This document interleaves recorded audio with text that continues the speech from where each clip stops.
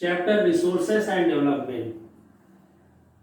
इसके अंतर्गत हमने पिछले एपिसोड में आपको रिसोर्सेस की वैरायटीज के बारे में बताया।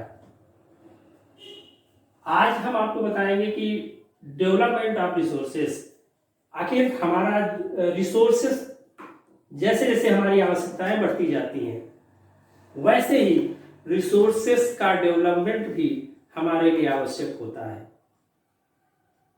ये रिसोर्सेस, डेवलपमेंट ऑफ रिसोर्सेस क्या है? Number, resources are essential for human survival and also for maintaining the quality of life. Resources हमारे लिए बहुत जरूरी है, हमारे सर्वाइवल के लिए, ह्यूमंस के सर्वाइवल्स के लिए, लेकिन साथ साथ क्वालिटी ऑफ लाइफ को मेंटेन करने के लिए भी इनकी उतनी ही जरूरत होती है। लेकिन देखने में आया है कि हम उसका सही ढंग से डेवलपमेंट नहीं करते हैं और तरह तरह की समस्याएं या प्रॉब्लम्स भी क्रिएट हो जाती हैं। But indiscriminate use of resources has led to the major problems। कौन कौन सी मेजर प्रॉब्लम्स हमारे सामने आती हैं? Number 1, depletion of resources. कुछ लोगों द्वारा रिसोर्सेस का जो है, रिसोर्सेस का नुकसान किया जाता है, रिसोर्सेस को नुकसान पहुंचाया जाता है। किस लिए? केवल अपने थोड़े से लालच के लिए, for satisfying the greed of a few individuals. अपने स्वार्थ के लिए हम किसी रिसोर्स को नुकसान पहुंचाएं, ये ठीक नहीं होता है। जैसे हमने देखा है कि जो हमारी वाइल्ड लाइफ्स हैं वो हमारे इकोसिस्टम के लिए बहुत ही महत्वपूर्ण है, लेकिन कभी कभी ये देखा गया है कि जैसे एलिफेंट के टीथ के लिए, दांत के लिए लोग उसको मार देते हैं। इसी तरह गैंडा होता है, गैंडे के सींग के लिए जो है उसको कुछ लोग जो है उसको मार देते हैं। इसी तरह बहुत सारे जीव जंतु हैं जिनको हम केवल अपने स्वार्थ के लिए मार देते हैं। ऐसे ही बहुत सारे रिसोर्सेस हैं जो कि हमें उतनी आवश्यकता भले ही ना हो, लेकिन हम उसको अपने स्वार्थ के लिए नुकसान पहुंचाते हैं। उनको हम तो नंबर 1 पॉइंट में उसको रखते हैं कि डेप्लेशन ऑफ रिसोर्सेस। पहली प्रॉब्लम हमारी ये है। दूसरी प्रॉब्लम है एक्यूमुलेशन ऑफ रिसोर्सेस। रिसोर्सेस पूरी ह्यूमैनिटी के लिए हैं। हर व्यक्ति को ऑक्सीजन की आवश्यकता उतनी ही है, किसी को कम और ज्यादा की जरूरत नहीं है। पानी सबको बराबर चाहिए, वाटर सबको चाहिए, और भी बहुत सारी चीजें। उसमें कोई जो है हमारा एनवायरनमेंट कोई डिस्क्रिमिनेट नहीं करता है। लेकिन कुछ ऐसे लोग हैं जो कि जिनके हाथ में रिसोर्सेस सीमित हो गए हैं। Accumulation of resources in few hands which divided the society into segments rich and poor। हम अक्सर देखते हैं हमारे सोसाइटी में 2 तरह के लोग होते हैं, rich persons and poor persons. आखिर ये रिच और पुअर कैसे आए? क्योंकि जो रिसोर्सेस तो सबके लिए हैं, लेकिन कुछ लोगों ने जरूरत से ज्यादा रिसोर्सेस को अपने लिए यूज किया और कुछ लोग अपने जो उनका अधिकार था उसको वो नहीं पा सके। Number 3, indiscriminate exploitation of resources has created the global ecological crisis such as global warming, ozone layer depletion, environmental pollution and land degradation। Resources का हम अगर सही ढंग से यूज करेंगे तो वो हमारे लिए उपयोगी हैं, लेकिन कभी कभी हम सही ढंग से उसका उपयोग नहीं करते हैं। जब हम किसी भी रिसोर्स का सही ढंग से इस्तेमाल नहीं करेंगे तो उसके साइड इफेक्ट भी आएंगे। साइड इफेक्ट क्या होता है रिसोर्सेस के एक्सप्लॉयटेशन का? जैसे कि हम देखते हैं ग्लोबल वार्मिंग, हमें पेड़ की उतनी कटान की जरूरत नहीं है, लेकिन हम ज्यादा संख्या में अगर पेड़ काटेंगे तो ओजोन लेयर पे उसका असर पड़ेगा। Global warming, ozone layer depletion and environmental pollution, तरह तरह के, अगर हम ज्यादा कोई चीज का जरूरत से ज्यादा उपयोग करेंगे तो उसका नुकसान हमें उठाना ही पड़ेगा। तो ये इनडिस्क्रिमिनेट एक्सप्लॉयटेशन ऑफ रिसोर्सेस। आगे है कि therefore resource planning is essential for sustainable existence of all forms. जब इतनी सारी प्रॉब्लम्स हैं, इतनी सारी प्रॉब्लम्स क्यों आती हैं? क्योंकि हमारी कोई प्लानिंग नहीं है रिसोर्स के बारे में। जब हम कोई भी काम प्लानिंग के तहत करेंगे तो ये जो है हमारी समस्याएं अपने आप दूर हो जाएंगी। इसलिए रिसोर्स तो हमारे पास इतने तरह के हैं, लेकिन हमको प्लानिंग भी उसके लिए चाहिए। तो ये रिसोर्स प्लानिंग हमारे लिए बहुत ही जरूरी होता है।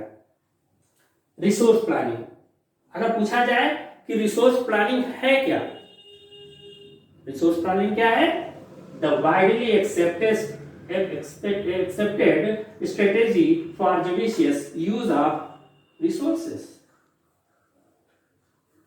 सही तरीके से, सही प्लानिंग से, सही न्याय संगत तरीके से, जुडिशियस न्याय संगत तरीके से जब हम कोई प्लानिंग, कोई नियम बनाते हैं, काम करते हैं, तो उसको हम कहते हैं resource planning. The widely accepted strategy for judicious use of resources like in India. जैसे कि हमारे देश में क्या है, हमारा देश रिसोर्सेस के मामले में बहुत ही धनी है या रिच है। देखेंगे कि हमारे देश के हर कोने में मिनरल्स भी है, वाइल्ड लाइफ भी है, रिवर्स हैं, तरह तरह की है, विंड और सोलर एनर्जी के भी रिसोर्सेस हमारे यहाँ हैं। लेकिन फिर भी क्या होता है कि किसी इलाके में मिनरल्स हैं, लेकिन वो इलाका जो है क्या, वहां सही ढंग से डेवलपमेंट अभी तक नहीं हुआ है। बहुत से ऐसे इलाके हैं जैसे लद्दाख का एरिया है, वहां पे हमारे पास सोलर लाइट की बहुत ज्यादा संभावना है, लेकिन वहां हमारे पास कोई इंफ्रास्ट्रक्चर नहीं है सही ढंग का, इसलिए अभी हम उसका यूज नहीं कर पाते हैं। इसी तरह जैसे राजस्थान में है, वहां विंड एनर्जी का बहुत अच्छा स्कोप है, लेकिन हमारे पास सही इंफ्रास्ट्रक्चर नहीं है, इसलिए वहां वो चीज हम नहीं यूज कर पा रहे हैं। इसी तरह मध्य प्रदेश और छत्तीसगढ़ और झारखंड जैसे प्रदेश हैं जहां पे कि मिनरल्स बहुत ज्यादा मात्रा में है, लेकिन वहां भी अभी सही ढंग से हम प्लानिंग नहीं कर पाए हैं। ये सब जरूरी है, इसलिए जरूरी है कि जितने भी रिसोर्सेस हैं उनका हम सही ढंग से प्लानिंग करके, अगर हम पूरे देश के प्लानिंग से उसको मैचिंग करके काम करें तो हमें जो है उसका अच्छा रिजल्ट मिल सकता है। रिसोर्स प्लानिंग प्रोसेस कैसे होती है ये भी जानना। आखिर ये रिसोर्स प्लानिंग प्रोसेस हम कैसे कंप्लीट करते हैं, उसका पहला पॉइंट है आइडेंटिफिकेशन ऑफ रिसोर्सेस। किसी भी रीजन में, किसी भी एरिया में अगर हमको रिसोर्स प्लानिंग करनी है तो सबसे पहले ये जानना जरूरी है कि आखिर उस एरिया में रिसोर्स कौन से हैं, उनको हम आइडेंटिफाई करें और उसके बाद उनकी प्रोसेसिंग करें। ये जो है आइडेंटिफिकेशन ऑफ रिसोर्सेज के अंतर्गत आता है। Number 2, evolving a planning structure with appropriate technology, skill and institutional setup. Resources तो हमारे पास हैं, लेकिन अगर हमारे पास सही टेक्नोलॉजी नहीं है, सही जो है स्किल नहीं है और इंस्टीट्यूशनल सेटअप हमारे पास नहीं है, तब जो भी प्रोसेस जो है हमारे लिए थोड़ा कठिन हो जाती है। इसलिए रिसोर्सेस के साथ साथ जरूरी है कि हमारे पास सही प्लानिंग स्ट्रक्चर भी होना चाहिए। Number 3, matching the resource development plans with overall national development plans. जो भी हमारी प्लानिंग बने उस एरिया में पाए जाने वाले रिसोर्सेस के बारे में उसकी प्लानिंग जो है हमारे नेशनल प्लानिंग से मैच करनी चाहिए। अगर मैचिंग नहीं होगी, मान लीजिए कि मध्य प्रदेश या झारखंड में कोयला है, लेकिन हमको अपनी नेशनल हमारी क्या आवश्यकताएं हैं उसके हिसाब से हमको प्लानिंग करनी है। जो भी हमारे देश की आवश्यकताएं हैं, हमारे कंट्री की जो आवश्यकता है उसके हिसाब से हमको उसकी प्लानिंग निश्चित करनी पड़ेगी। इसलिए नंबर 3 जो है matching the resources development plans with overall national development plans. तो ये हो गया हमारे जो 3 तरह के जो रिसोर्स प्लानिंग प्रोसेसेस हैं। उसके बाद resources can contribute to development only when they are accompanied by appropriate technology development and institutional changes are quality of human resources। जो भी हमारा डेवलपमेंट होता है, डेवलपमेंट में रिसोर्स के साथ साथ जरूरी होता है कि आपके पास सही टेक्नोलॉजी जो टेक्नोलॉजी है वो भी डेवलप्ड होनी चाहिए, आपके पास ह्यूमन स्किल है वो भी डेवलप होना चाहिए, और भी इंस्टीट्यूशंस आपके डेवलप होने चाहिए। इतना सब होने के बावजूद कभी कभी देखा गया है डेवलपमेंट के साथ साथ हम जो है अपने रिसोर्सेस के साथ एक तरीके से खिलवाड़ करते हैं, नुकसान उसको पहुंचाते हैं। रिसोर्सेस का हमको उतना ही यूज करना है जो हमारी आवश्यकता है, यूज भी करें और उसको कंजर्व भी करें, उसको बचाना भी है, इस्तेमाल भी करना है और बचाना भी है। तो ये कंजर्वेशन ऑफ रिसोर्सेस क्या होता है? Irrational consumption and over utilization of resources में lead to socio economic and environmental problems. अगर हम रिसोर्सेस का सही ढंग से इस्तेमाल नहीं करेंगे तो हमारे सामने कई तरह की समस्याएं खड़ी हो जाती हैं, जैसे कि सोशल प्रॉब्लम्स भी आ जाएंगी, इकोनॉमिकल प्रॉब्लम भी होगी, और उसके साथ साथ हमारे पास इन्वायरमेंटल प्रॉब्लम्स भी आएंगी। हमें जो डेवलपमेंट करना है उसका एक तरीका यही है कि हम अपने जो रिसोर्सेस का है इनको कंजर्व भी करते रहें। To overcome these problems, resource conservation at various levels is important। इसीलिए जरूरी है कि हम इन सारी समस्याओं से बचने के लिए अपने रिसोर्सेस को बचाने की भी कोशिश करें, और इसके लिए नेशनल लेवल पे और इंटरनेशनल लेवल पर बराबर प्रयास भी किए जाते हैं। तरह तरह के जो है कन्वेंशन भी हुए हैं जिन पे इन बातों पे ध्यान बराबर दिया जाता है। तो ये कुल मिला के ये था हमारा आज का topic, development of resources. Okay, धन्यवाद। हमारे जितने भी रिसोर्सेस हैं उनमें सबसे ज्यादा इंपॉर्टेंट रिसोर्स है लैंड रिसोर्सेस। ये इतना इंपॉर्टेंट क्यों है? उसका कारण है क्योंकि जितना भी ह्यूमन बीइंग्स है, हम और आप इसी लैंड पे ही रहते हैं।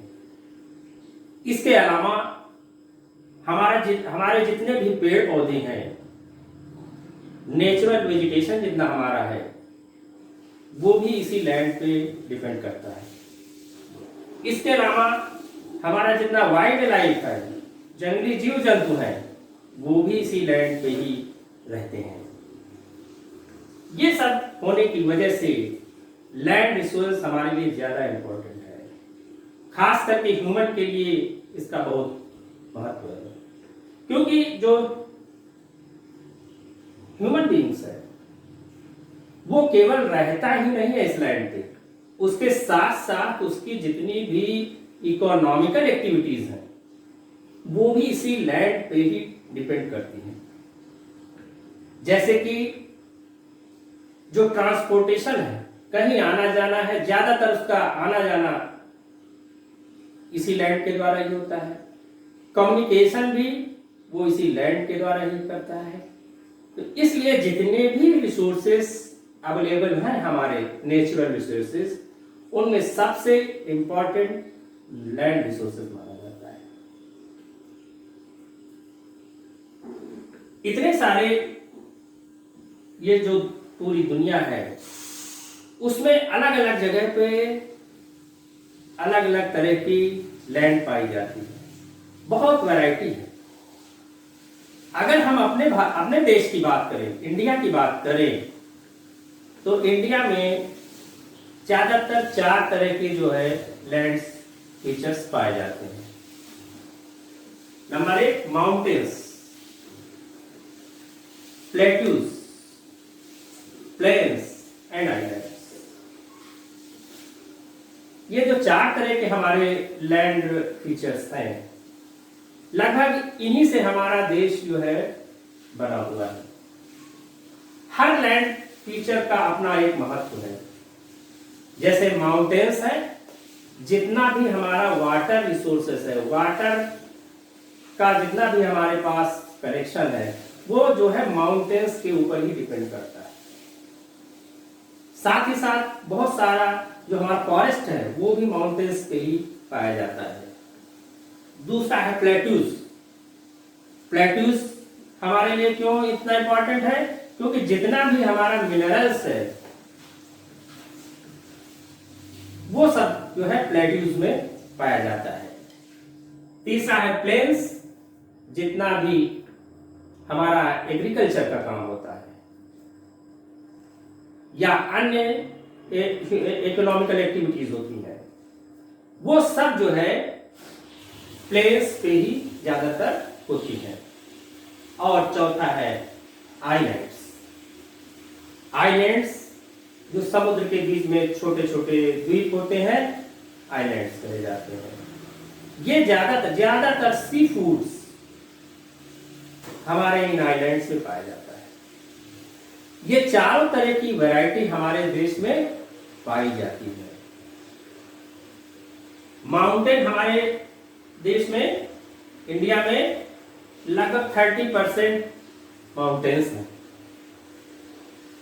प्लेन्स लगभग 43% है और प्लेट्यूज जो है 27% है। तो ये अलग अलग अगर हम देखें,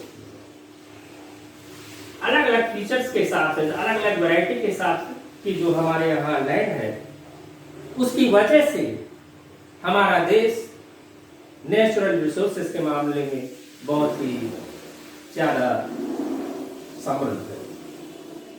आखिर हमारे पास जो इतनी वैरायटी है लैंड्स की,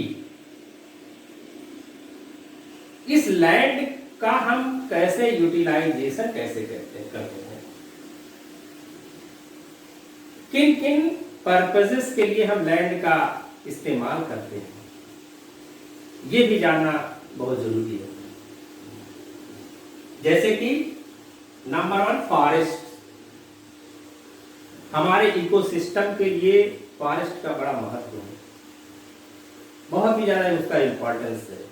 वो इसलिए कि जितना भी हमारा नेचुरल वेजिटेशन है या वाइल्ड लाइफ है वो कहीं ना कहीं इन्हीं फॉरेस्ट के ऊपर डिपेंड करता है। Number 2, land not available for cultivation. हमारे देश में बहुत ऐसी जमीन है, ऐसी लैंड है जिसका हम कल्टीवेशन के लिए, खेती के लिए इस्तेमाल नहीं कर पाते हैं। जैसे कि बारेन एंड वेस्ट लैंड, बहुत सी ऐसी जमीन है जो कि बंजर पड़ी हुई है, बेकार पड़ी हुई है, उसका हम यूज नहीं कर पा रहे हैं।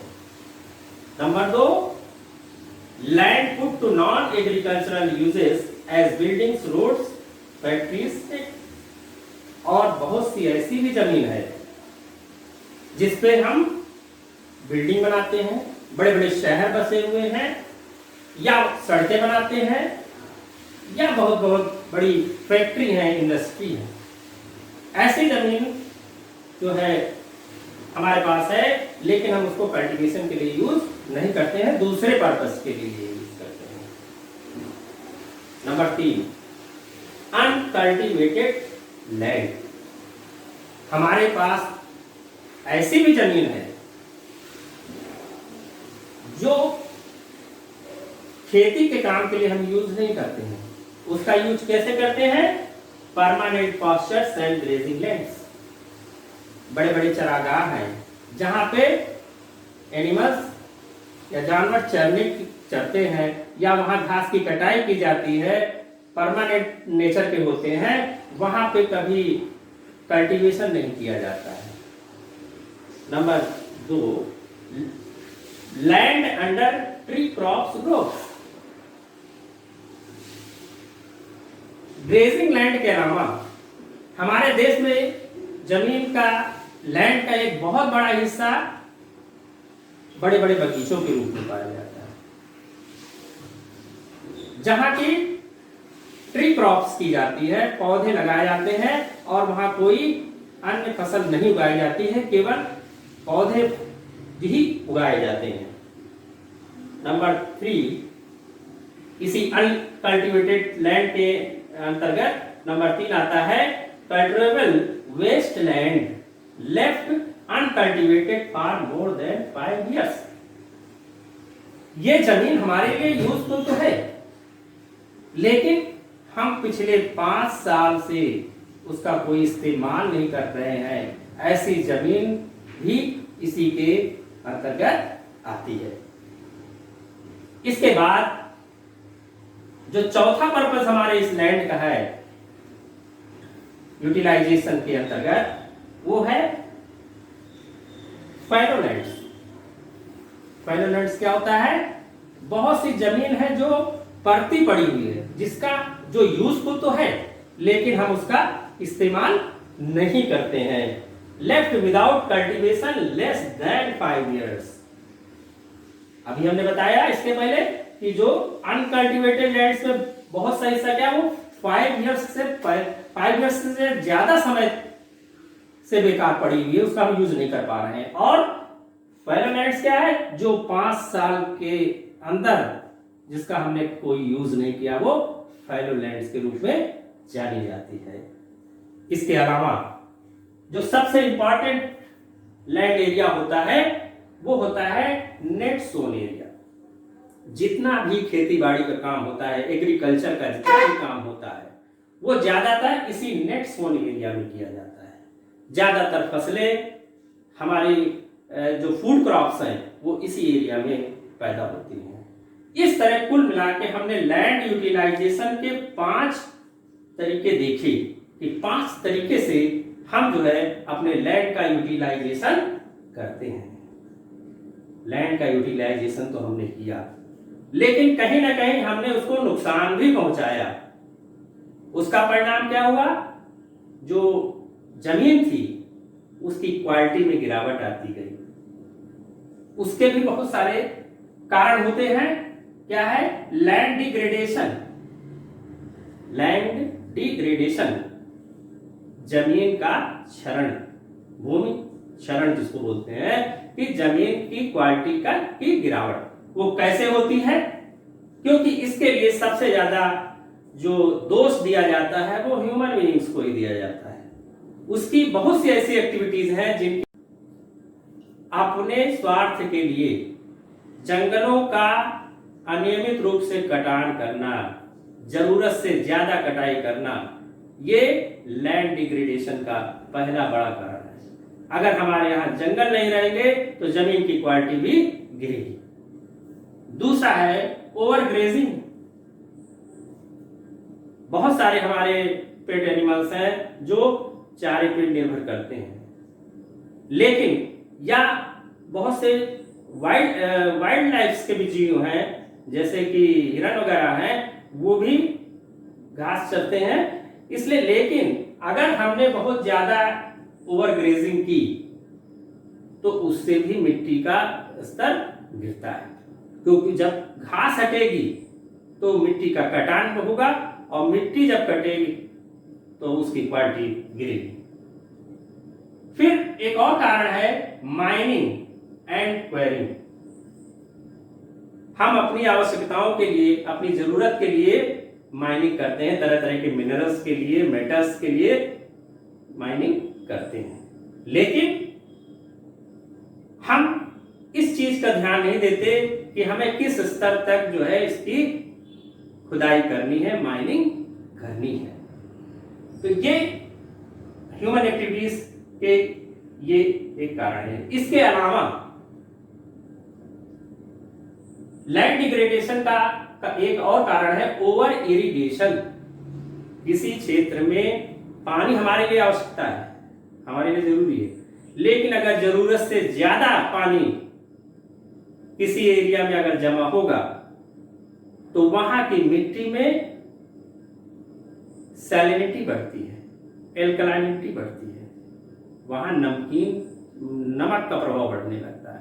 उसका असर क्या होता है, मिट्टी की क्वालिटी गिर जाती है और उसमें फिर कोई अन्य पेड़ पौधे उगना आसान नहीं होता है। अगला है मिनरल प्रोसेसिंग लाइक ग्राइंडिंग। बहुत से ऐसे हमारी इंडस्ट्री हैं जहां पर मिनरल्स की प्रोसेसिंग की जाती है, जैसे कि हमारा सीमेंट इंडस्ट्री है, वहां पे लाइम स्टोन को जो है लाइम स्टोन की ग्राइंडिंग की जाती है।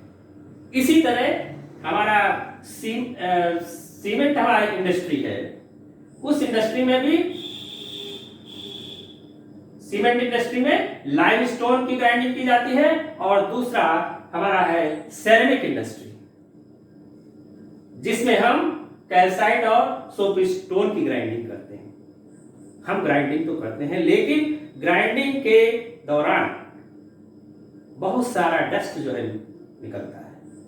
वो डस्ट धीरे धीरे करके जमीन के ऊपर एक लेयर सा बना देता है, और उसकी वजह से जो हमारा वाटर है, ऊपर से जब बारिश होती है तो उसका सही रिचार्ज जो है सॉइल में नहीं हो पाता है, और इस तरह वहां भी लैंड की क्वालिटी गिरती जाती है। आखिर इतने सारे हमारे लैंड डिग्रेडेशन इस तरह से करते हैं या होता है हमसे, ये कुछ गलती से होता है, कुछ अपने लालच की वजह से भी हो जाता है। आखिर इससे निपटने के लिए हम क्या करें? जो लैंड डिग्रेडेशन होता है, आखिर इसको हम रोके कैसे? इसके लिए कौन कौन से उपाय किए जाए जिससे कि हमारी जो ये जमीन है इसकी क्वालिटी जो है वो गिरे? Conservation measures. Number 1, planting of shelter beds of plants.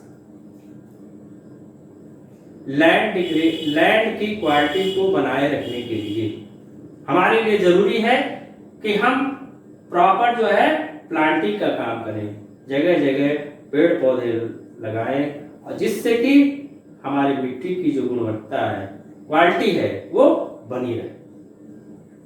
Number 2, proper management of waste lands. हमारे देश में बहुत सारी ऐसी जमीन है जो बेकार पड़ी हुई है, बंजर जमीन है। उस जमीन का हम कैसे उसको इस लायक बनाएं कि वो हमारे लिए यूजफुल बने, ये भी इसलिए इसके लिए सही मैनेजमेंट की जरूरत है, सही जो है उसके लिए हमको टेक्नोलॉजी का यूज करना है। इस तरह करके हम इस